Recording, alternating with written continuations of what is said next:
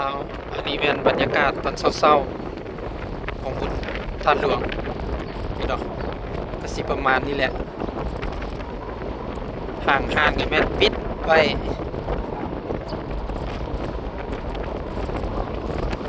พูดแล้วเดึกๆก่อนสิแดงเริ่มแรงแล้ว4-5 โมงกันทุกคนก็เริ่มลังมาแล้ว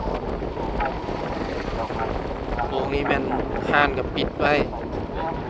นี่บางคนก็มาลิ้นแต่ว่าห่านก็ยังบ่เปิดเถอะ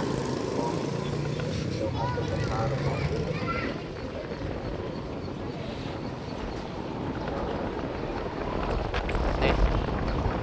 วันนั้นว่าแจ้งการว่าบ่ให้มีสัตว์ปกปอกปกเป่าหรือว่าแจ้งการอยู่ในเดินว่าบ่ให้มีแต่ว่านอกเดือนมันมีคือเก่า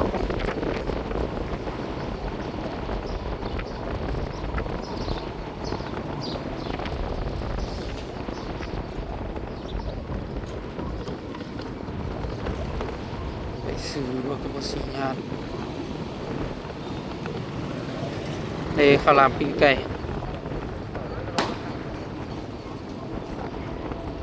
เนี่ยสัตว์ปกเป่านะอันนี้เป็นเส้นทางเรียบข้างพระธาตุ